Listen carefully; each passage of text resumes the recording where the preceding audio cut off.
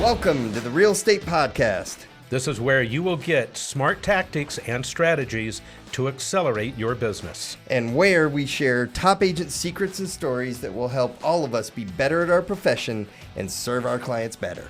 And we're your hosts, Todd Sumney And Rich LaRue. Let's get into the episode. How are you doing today, Jeff? I'm doing fantastic. And yourself, Todd and Rich?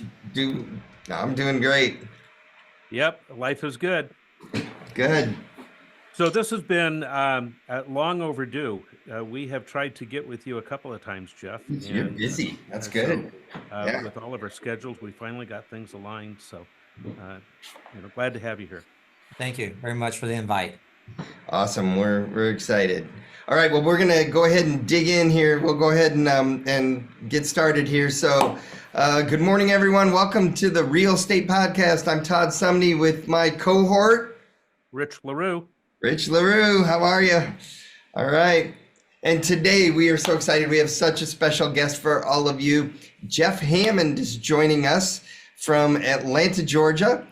Jeff is a expert in all things commercial real estate as well as real estate in general. And we want to hear his story today. So let's just dig in. Let's tell us a little bit about your career in real estate, how you got started. I actually got started like a lot of people, got started in residential and flipping houses in San Antonio, Texas for a long period of time. And then moved to St. Louis, Missouri and started in commercial real estate. Was actually playing cards with one of my good friends, thought I was going to be a property manager. Instead, walked in the door. And they said, no, you start calling on the phone. So that's how I got started. How to use the internet to learn a lot, but I enjoy it. It's one of the best. And I've been in it going on, 14 years this September. Wow.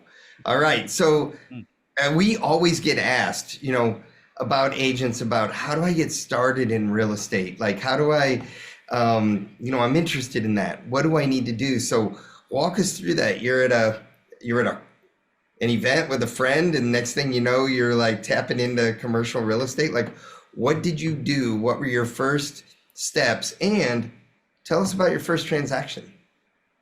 So the first steps that I did, or how it basically happened, was I was literally at his house playing cards, and I had my own properties, real estate properties, and I always wanted to know, but his ex-wife did commercial, and she sat me down and talked to her a bit, and she literally said, here is the phone and have at it. And I didn't know what to do, so I just got on the internet, and my background was restaurants. She gave me which today is one of my biggest clients still. They own 80 some odd QSRs, and along with hotels and land, and they had their hands in everything. But took the time, just kind of understood math from the financing degree that I got from UPS, as I call it. But working in internal audit, that helped to understand everything was now math and money, less emotion, but all business. Hence why I love commercial. It's a different animal than residential. You're dealing with business women and businessmen and coming up with new ideas to solve their problems of how to grow, because you have all kinds of aspects, and each buyer is different than a buyer that buys a house. A buyer buying a house is still a buyer buying a house. Here you have from multifamily to office to land development to industrial. And also you have leasing reps, tenant reps. It's a whole different industry in its same, even though we're all real estate brokers or agents, but just like doctors are doctors. But like I said to everyone, would you go to your regular internist if you have cancer, or do you do an oncologist? We're the oncologist. That's what commercial agents are. We are the specialists, and we learn every day. There's never really any deal is the same. There's some basic foundations, but every deal is different, especially in different states. Here in Georgia, we are lucky that we have the Atlanta Board of Commercial Realtors that actually use a template form in some cases. But when you go to Missouri, where I'm licensed at, or Florida, every transaction, every seller, every buyer almost uses their own form. So you have a lot of attorneys involved. So now you're bringing attorneys, you're bringing a lot of voices and egos into the room. So navigating that and negotiating is one of the favorite things that I love, is that personality piece of it. But to get started, it's really, you need to have a little bit of money in your pocket because it'll take 6 months to a year before you land your first deal. My very first deal was a tenant rep assignment, and it was a assignment I worked with my broker hand in hand, and it was actually a indoor batting facility. And we found it. It was in Chesterfield Valley, and it was a great experience in learning what he sees, why he needed it, negotiating a contract, understanding the verbiage of a lease, and getting in there. But the biggest thing is in the commercial is educate yourself on transactional type things. So did you need to get a commercial license first? Did you have to go to classes, CE, anything like that? No, I did not have to at first because the young lady I had she was a CCIM and Okay. SIOR. So I was Okay. able to use that skill set, but also I have a master's in public administration, which CCIM recognizes as being a CCIM. Okay. So I already had some of the basic foundations that helped. Right. Okay. And then, but there's other great coaches out there. One of the best coaches out, just not only CCIM, is Mike Lipsy from a commercial standpoint. I would tell anyone, if they were to join, is at least go see Mike to get a little bit of a taste and work with your broker, whoever is, and have a mentorship for at least 6 months to 6 to 8 months, Okay. because there's tricks. And the thing is, a lot of green brokers are going to fall right into traps that the seasoned brokers put them into, man. It just is. So, because I'm representing my landlord. If I'm representing landlord rep, or I'm representing the sale of the deal, I'm going to represent them. I'm not going to tell my competition exactly what to do. That's what they pay them for. Right. Yeah, the Right. rules between residential and commercial are a little different. Jeff, you alluded to different problems in the transactions with different types of transactions. Can you drill down on that a bit? Just to share with us, what kind of issues come up on different types of transactions? Okay, yeah. So there's different concerns. So for example, if you have land, we have a lot of floodplain issues, floodway, floodwater issues. How do you manage it? How do you price it, for example? Do you price it on buildable land versus a setback land? What can you do? What's the timing of things? A lot of developers want to come in. They want a year, 180 days, because by the time you go through the process, by getting architectural drawings, civil drawings, your development, then now the banks are and you'll see it right now as we head into our recession here, that they were waiting for their land disturbance permits after zoning's been granted. So you're looking at 9 months. And so one of the challenges is the seller wants their money. They're like, hey, I'm tying up this property. What can I do? So what I try to do is negotiating and representing the seller is, hey, Mr. Buyer, that's great. You're spending all this money. You're going to give this group all this if the zoning doesn't go through. But what happens if the zoning does go through? Have an agricultural piece of land. You just zoned it commercial. You don't close on it. Tax burden just went from $10,000 to $50,000. So you need to put some hard money up here sooner than later, like within the first 90 days. That goes hard no matter what. That's the seller. And additionally, it helps that seller too have a comfortable feeling of giving up their time, because they don't want to miss. They just want their money in their pocket. As brokers, we're there to put money as fast as we can in that seller's pocket and close that deal, whoever it might be. Because as long as we wait it out, we get deal fatigue, and you'll see it. We see it all the time.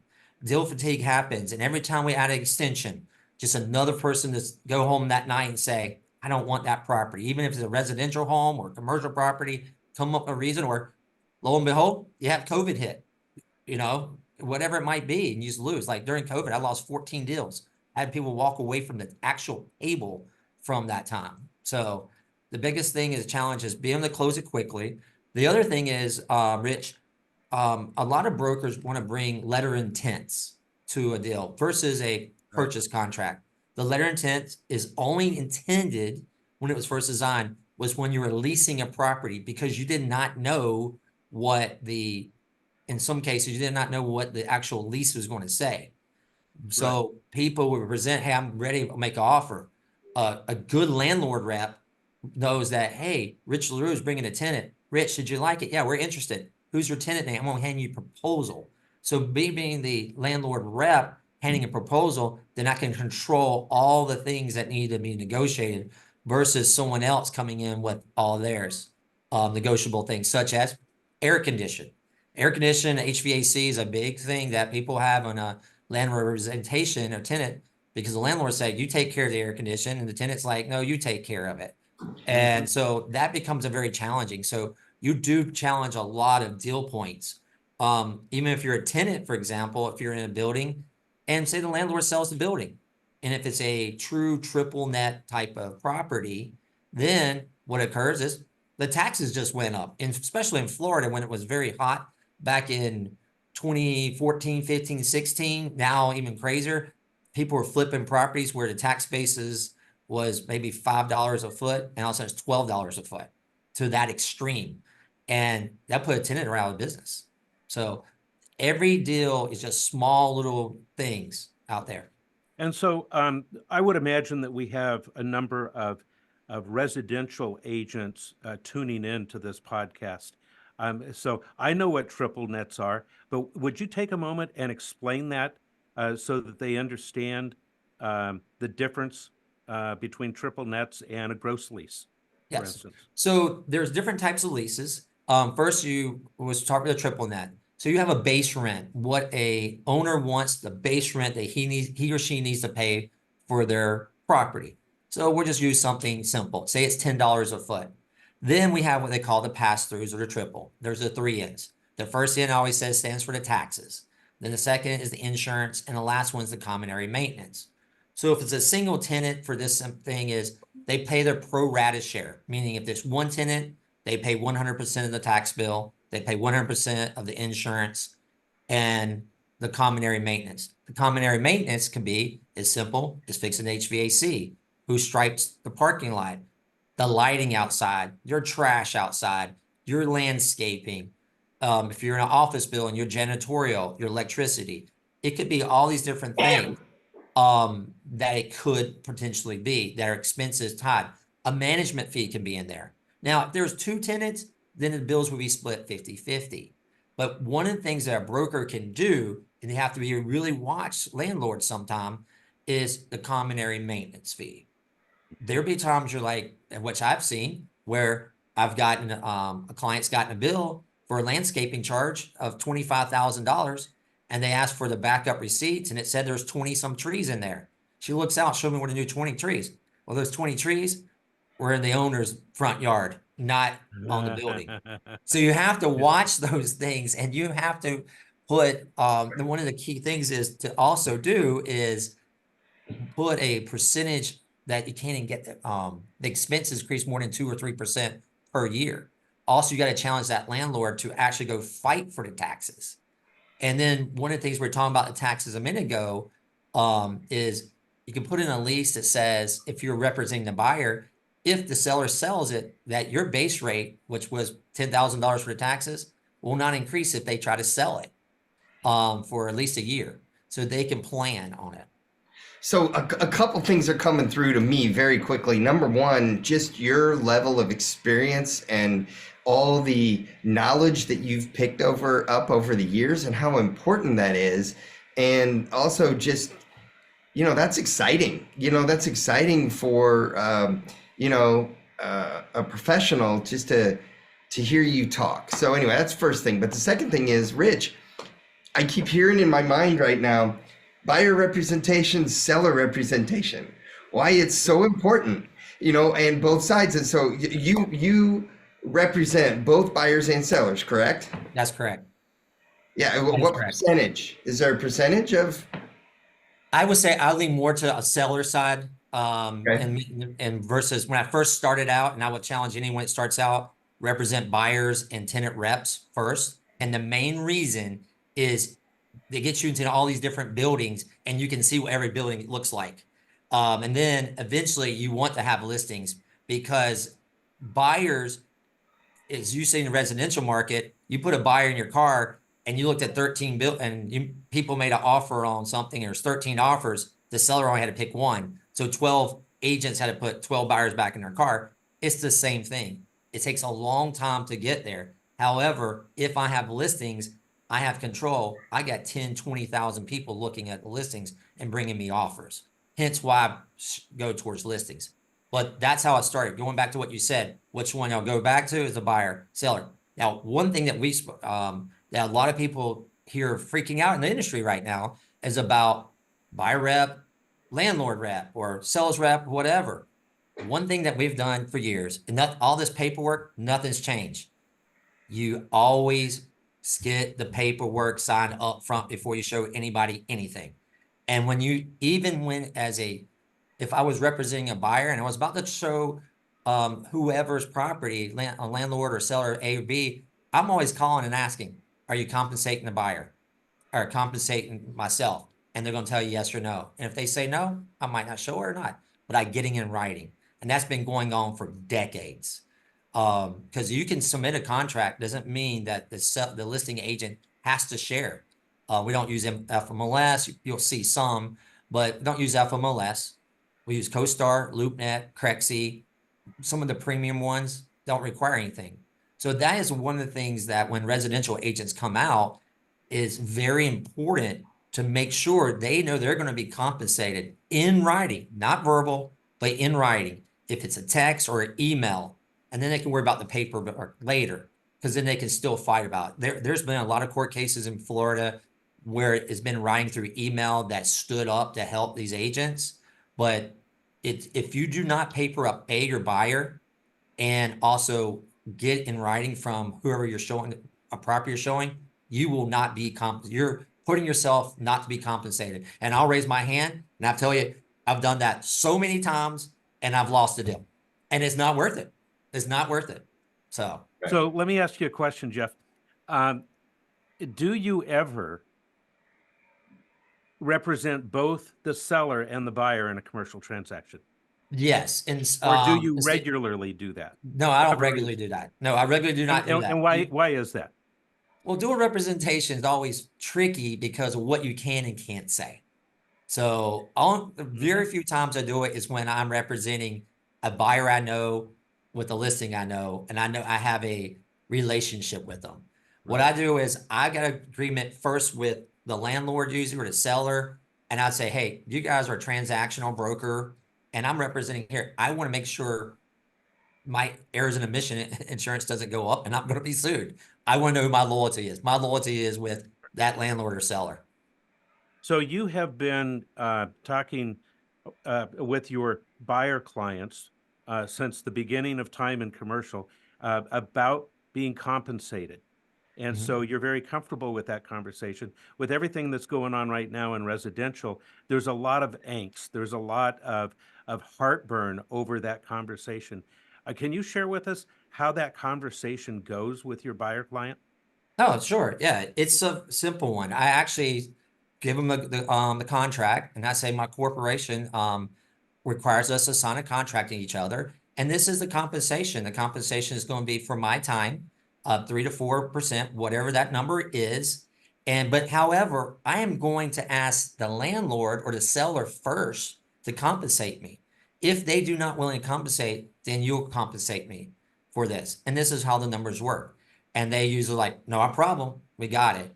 And if they push back a little bit, I explain to them as like, well, you do when you have an attorney, you get a retainer fee, an engagement letter, and you sign that. Even with a doctor, technically, when you go to a doctor, you're signing off on paperwork saying you're going to pay him for his services. We have to treat ourselves as professionals. That's what we are. We are the biggest professional group in the United States. And we have to change the mindset of the United States community that we are. And that's what's important. And just simply telling somebody, and if they're willing to do that, you want to work with them. And I also tell them, this is my contract says I'm going to run through walls for you. And that's what my final selling point is. And if not willing to sign it, I say, well, I wish you nothing but the best, but I'm not the right broker for you. And I move on because there's more great prospects out there I can do business with. And if the person doesn't want to work for me, then I don't want to work with them. So next. Yeah. Yep. Great. Thank you for that. No problem.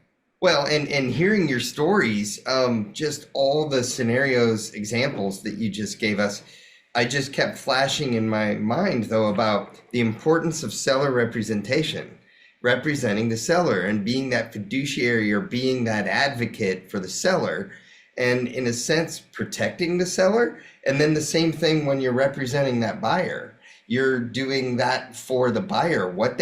Your years of knowledge can can save them, can protect them, can help them not get into situations that are less than desirable for the buyer, right? Or cause them angst down the road. So um, uh, anyway, it's just flashing for me about how important representation is on both sides. Um, so listening to all these stories, what are you excited about right now? What are you doing right now in real estate here in 2024? What I'm doing is actually planning for 2025. 2024, August 1st was I look at August 1st was my first quarter of 2025. So what do we do in commercial? Whatever listings and stuff I'm getting now is the money I'm getting for 2025. That's what I'm looking at. So right now I'm actually fine tuning how I prospect every day. That's most important. Make between 50, 60 dials a day to people that need my help, and really fine tune my geographical area on how to do that. Also identifying places in my funnel that are hurting and going where people are not willing to do it. So to me, I really feel like we're getting back to 2014, 2015, where deals take longer. So you have to be more in tune on it. You have to be on your game. And we're going to lose some brokers that, frankly, we're not very good at their job. And people are going to come for the all experienced guys. And so if you're over 50 with silver hair, we're going back to that time again. I finally reached there. But yeah, It, that's it what I'm doing. seems, I Jeff, mean, that you're really, you very have to, analytical about your approach and and your prospecting. I mean, you're very systematic, and that transfers over to residential as well. And I think that's our largest audience here. What does that look like when you're saying you're doing 50, 60 dials a day? Uh, who are you dialing? Who are you calling? What does that look like? What does it feel like? Take us through a day in Jeff Hammond's life. day of Jeff Hammond's life. By the time I get to the office around 7:30 in the morning, the most important thing is come to your office. If you have a home office, is great, but I kind of say don't do that. 7:30 to 8, I'm preparing for getting on my call. I have my numbers prepared from the day before. My target audience is those that are for sale by owners and expireds. I mean, so the basic things that we have.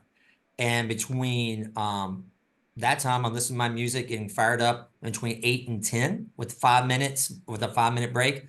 I am calling the people that need my help. And these are people that have had their property on the market and they didn't sell, and also for sale by owners that are out there, who think they can save it. That my whole goal is not to sell when I'm on that phone. My whole goal is just to make a contact. And then number one is get the appointment. Once I get the appointment, then when I'm out there, I make the sales pitch that needs to be. And I practice it. I had a coach who's fantastic, and I still get coached because I have to always learn how to get better every day. And that's been one of the successful things, is having that foundation. And then after 10 o'clock, I do my stuff, look for numbers, but also I've hired a VA to dig down and drill down, and can't use the word skip tracing anymore. That's become a really bad thing, but data mine who's out there to find it. But also I look at too, I have a new listing. Who do I call? I call the neighbors with that similar property. Not only to have an opportunity to present something that they might not be interested right now, but they might have want to sell the property. They might want to buy your property. I mean, I sold one of my office buildings just recently in May to the next door neighbor, and he owned a Dairy Queen next door. So you never know, because Right. he or she might drive. And the same thing in a residential area, doing that, because why not call the neighbor and say, wouldn't you like to pick out your next door neighbor? You know, and they might have a friend what's moving the neighborhood, especially here in Atlanta. There's like certain areas that are just hot that they don't even go on the market because of that. Listening to you, I'm becoming very inspired about your mindset and the way you attack your day. You're not you're not dialing for dollars like some systems teach agents. You have the mindset of, I'm providing a service. You need me. I'm here to help you. And I think it's with that servant leadership attitude that you have that really elevates where you are and what your position is. You're not trying to sell them on anything. You're not trying to close them on anything. You're just trying to get an appointment so you can get face to face with them. Right. What a great approach. Yeah, well, thank you. I wish I could take it's all mine, but somebody taught me that. You know what? I have always said that there are no new ideas in real estate. We just eventually find the good ideas and apply them and then continue to reapply them over and over again. So, well done. Well, I mean, thank you. 14 years in the business and you still have a coach. That's awesome. We never know it all. We Well, constantly need to be coached. well said, Rich. I mean, the line that really stuck out for me a few minutes ago was, they need my help, and I'm calling people that need my help, and that's inspiring. And yeah, appreciate that. Real quick, some details. You mentioned a VA, virtual assistant. Do you have a database? What is that database in? What kind of a system? Is it Excel, a Rolodex file, just your phone, papers all over your office, or is it organized? And is it organized with groups? And by the way, I did the math, Rich. His 60 calls, 30 days, that's 1,800 calls in a month, right? I mean, I figured you were punching that in. Yeah, that's I funny. was. Yeah, well done. I love it.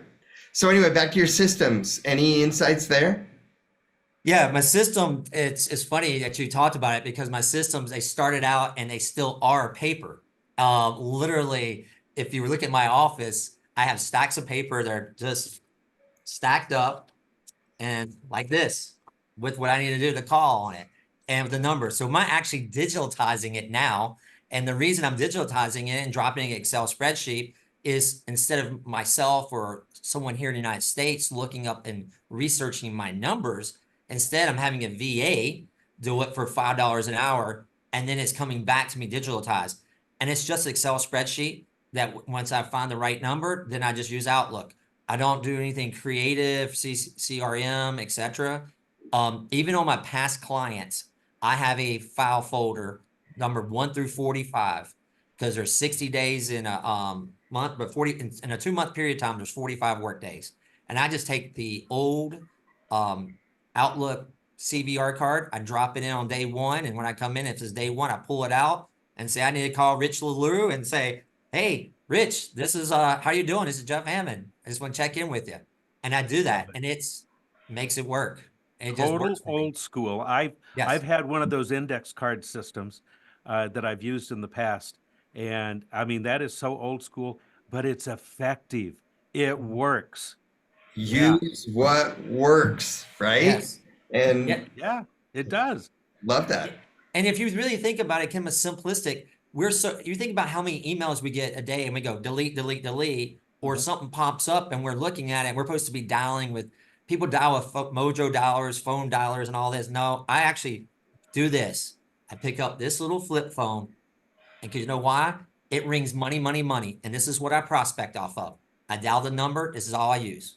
So, and when that rings, it's somebody I prospected with.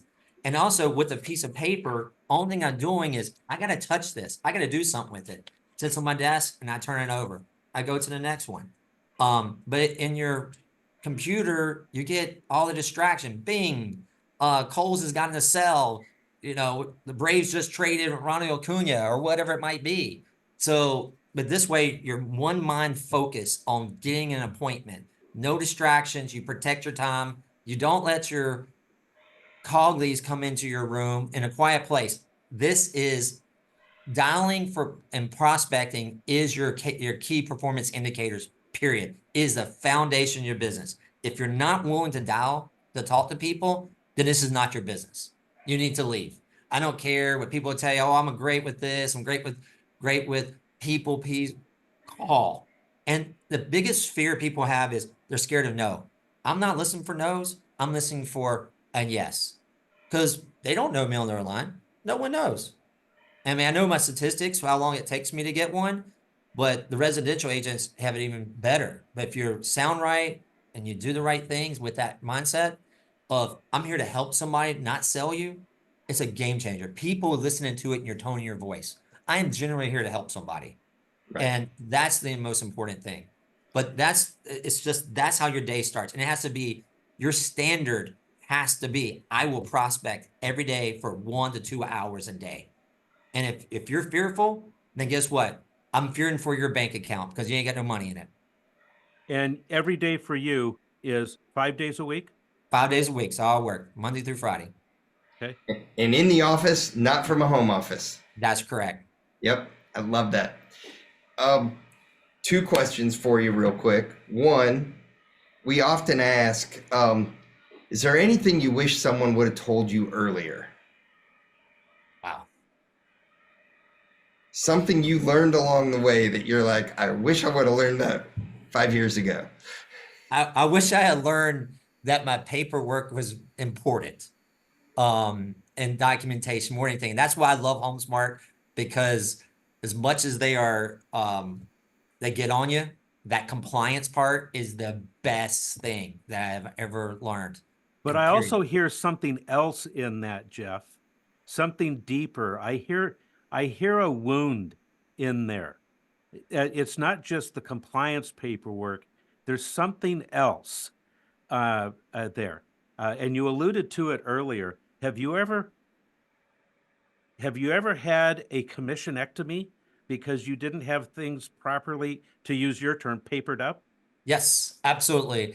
And I was looking at the other day, I think in a tune of almost between $300,000 to $400,000 is what I've lost. Ouch. By not having an expired listing and not getting the paperwork on the backside, or working with the buyer and not getting it, or someone just arguing the fact that my paperwork was wrong, or the agreement was incorrect, and walking away. That's not even exaggerating, and that's over a 14-year period of time. Mm-hmm. Right. Do you think residential agents have it easier? They have it a different approach. They have it easier because you're so strict and everyone uses the same forms. And the compliance department is so good because they're so versed in knowledge, but they have a lot of paperwork to fill out. There's no doubt about that. Yeah. So, I mean, I don't know. I haven't walked a day in their shoe of their life, so I can't judge that at the moment. So have you always been a commercial agent? Always been a commercial agent. As a residential? Always been a commercial agent. Okay. All right, great. So, I mean, I have owned my own residential properties, but and dealt with a lot of residential, flipping my own houses and stuff, but as a commercial agent only. So the next question I was going to ask you was, in all the years, you've done all these different transactions, does one story really stick out about something that you're exceptionally proud of? How you've helped someone? Oh, wow. Definitely. One lady, I helped out her family, and it's a little bit morbid out of it. I called her up, never met them, never met the family. It was a listing property beside the listing I had. It was a piece of land. End up getting it, getting the listing. The husband dies during the time of the sale. And then eventually she loses her dog, and she goes into the hospital with heartbreak disease. But I was able to keep finding out her family and selling it. And they sent me a picture, and it took almost a little over 2 years to get it sold, almost 3. But because of probating and everything, but we finally got it sold. And we closed right after she passed, right, literally a week or 2 after she passed. But having a little bit of the knowledge is, hey, get your mom to get a power of attorney before, so you can get this property sold before it gets to probate, was key. But the biggest thing was getting them so happy. That lady said she wished her husband could seen it get sold, and it got sold for her. So there's many stories like that that I like. And that was, I know it's a very morbid one, but was to stick after it and just stay after it. And the commission was $10,000, I think, or less. But it wasn't that. It was a mere fact of helping that family, getting it off their plate when everybody passed away anyway, and sticking with them. That's powerful. Yeah, continuing to help the family out. Yeah. Mm-hmm. So, advice for someone listening that is either starting in real estate right now or starting in commercial real estate. And then love to hear what we're doing at HomeSmart and why you love HomeSmart. Because we see all these other big name commercial places, you know, on these signs all over. But every year across in our awards banquet, here comes Jeff and what you're doing and the amount of volume you're doing and the amount of people that you're helping. I mean, exciting what we're doing here at HomeSmart. So 2 parts. What advice to new commercial agents? And just tell us about what's going on at HomeSmart. The first thing is the advice. If you're going to come into commercial, and if you're already residential, then the first deal you ever get, don't worry about how much money that you're going to make. Take that experience and learn. Even if you're making 20, 30 percentage points, you don't need to split it half and half, because that's what you're going to learn. But also be willing to read and educate yourself and to go see as many properties as you can. This is not a part-time job. I know some residential have jobs and part-time. This is a full-time job, and you got to treat it that way. We don't work on Saturdays and Sundays. It's not 9 to 5. It's Monday through Friday, but weekends you take it for yourself. Treat it like a job and a profession. That's how you have to treat it as a person, as a broker. And also when you do come in, you want to align yourself with someone that's going to give you the time and teach you, because you just can't learn this overnight. And I've been lucky with the individuals and mentors I've had to help me become successful.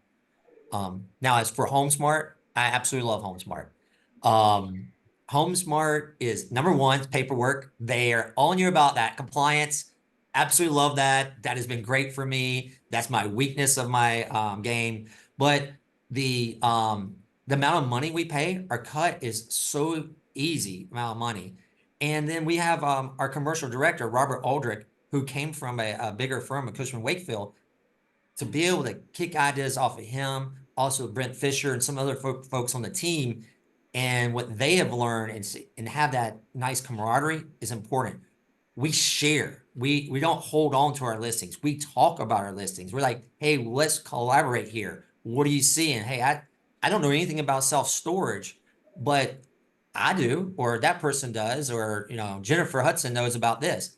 But that collaboration is what I love about HomeSmart. We don't have 1,000, 2,000 brokers doing this. We have it just enough where you still have that tight niche. Even with the folks in Houston and Georgia, we're still having those conversations with each other, because each market, each state's a little bit different, but there's still a lot of the same things there.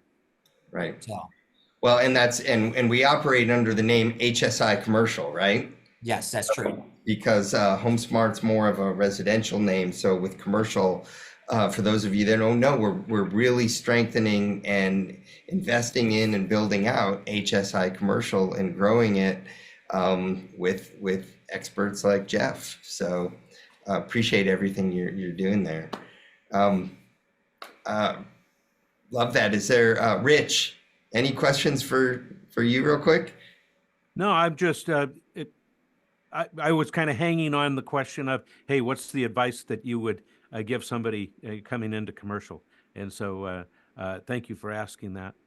But as we close things down, any last thoughts? Anything that you want to talk about, Jeff, that is on your mind? No, I mean, like I said, you guys are always, I mean, I can't ask for a better corporation and better brokerage staff than HomeSmart. It's always fabulous, and the support that you're doing for HSI from the top down, I think is great. But one of the things is, if people want to come into commercial, we're just back to the middle of 2014, 15, 16 again. It's nice and calm. Yes, don't listen to all the news. Just, you got to come to work every day. If you do it, as we call it, Rich, the old school day, but lace up your boots, come to work, you're going to make money, because the harder you work, the luckier you're going to get. And that's it. I mean, and you got to prospect. Those are the things. If you're not going to be able to do that, then this is not the profession for you. Right. Love it. Well, I love that. And I love what I'm watching HSI commercial build and how we're growing and expanding into different markets, you know, across the United States. And just really appreciate everything you're doing and everything that you've said today. So Thank you for the time, guys. I really appreciate it. no, Thank you for your time. yeah. Anytime. All right, Rich, one last question about reading. What are you? Yeah, what have you read recently that has really impacted you in the way you think or something in your life? And it may be something that you read a few years ago, but what have you read recently that has had an impact? Oh, the biggest one, actually, do I even have the book right here from me? Ah, Several different books. I'm reading books all the time, but my favorite one is 10X is Easier Than 2X by Dan Sullivan. That is the most incredible book. He's got one called Gap in the Gain. Read that one first.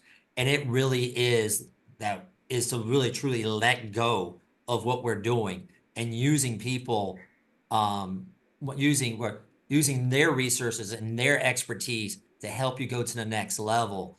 And there's one of the competitors in the book was a lady from Keller Williams that just kind of listened to how she did it. That has been a phenomenal book for me. And the other one is a 12-week plan, which is basically breaking down the year and doing it from 12 weeks. A lot of the same principles, but you're just taking your year and bringing it within 12. So those are some phenomenal books that I read all the time. Love those. And of course, if you go all the way back, Ed Mullet, Just One More. Ed Mullet has that. Everyone reads that. And if you put those principles with 10X is easier than 2X and really apply those principles to it, it really takes you to a different level of running your business. yeah, yeah. And And then, love Ed Milet. He's one of the podcasts that I listen to every single week. yeah, And read that book when it came out as well. That's great. The Power of One More. yes, Power One More. I couldn't remember it, but the Power One. So yes, that is a great book. I love that. I wrote all three down, so that's good. I love to listen to the audio books. I plow through them so much faster when I'm listening, and but man, what you learn by listening and reading just is phenomenal. So thanks for that. And there's one other book I recommend too that's really helped me with business and personal life, and it will help with business. And it was recommended by a young lady that gave it to me. It's called Safe People from Dr. Henry Cloud. And the reason I mentioned that book, it's a good book for you to learn how to discern people and to discern yourself. What images are you putting out there to folks, and what are you bringing in? And then you'll be able to understand that some business is not good for other business, or some people are not in your life. That's a tremendous impactful book right now. Love Awesome. that. Thank you for that. I love that. You know, I know we said we were wrapping up, but I just got to ask you one more question. I meant to ask you earlier. Goals and goal setting. So you mentioned a 12-week plan, and that kind of that book, you know, like, and breaking the year down. Can you talk a little bit about your goals and how you hold yourself accountable, or even accountability? Do you have an accountability partner? Yes, so that's interesting. Part of my coaching actually today, where we were talking about long-term motivation. And what I do is my emotional goals are printed. I don't look at it as I don't say I want to make $1 million. The reason I say I don't do that, because the closer you make $1 million a year, the closer you get to it, you're not going to do it. Instead of, I look at for my children. My children are my world. And I say, what emotional things I want to do with them. And I started thinking about, I want to take them to college. I want their whole college paid off. And then I deep dive into that college of, I want to see them in this dress, them turning their tassel, smell the salt air when they graduate from University of Miami or Georgia, wherever it might be. I want that experience. Those are different emotional. One of my other emotional goals is I have 7 different places I want to skydive around the world at. And But then to get there, how do I get there? And that becomes into the daily goals of how many dollars I dial a day, how many weekly. I would love to share my screen. I actually had it up here. I was just showing someone earlier the amount of money and stuff that that you can make from just sitting down and planning to get there. Like I know, for example, if I do 27 sides of a deal this year for 1 year with the average commission about $30,000 minus fees, then I'll make $800,000 gross revenue. So then how did I get that? And then drill down. So those were like the empirical goals, but also the only way I look at it is the emotional goals. What motivates me to get up every single moment? And one of the things I want to do is I want to spend at least a week, excuse me, not a week, a month to 2 months away in a foreign country and not be here. And one of the things I have to do is I want to own 5 industrial buildings that are valued over $10 million. And with that, based on the operating income that comes in, that I will be able to live comfortably by myself. So I look at those, but then I have to ask, how do I get there? Getting there goes all the way back to the basics, prospecting. How much money can I make? What are the right things? Then I can reach those emotional goals. That's where money comes in. Money will get you there, but where's my happiness at? You can give all your kids all the toys and everything they want, but the only thing they're going to remember is the experiences you had with them when you're 50, 40, or whatever, and they'll be able to share those with you.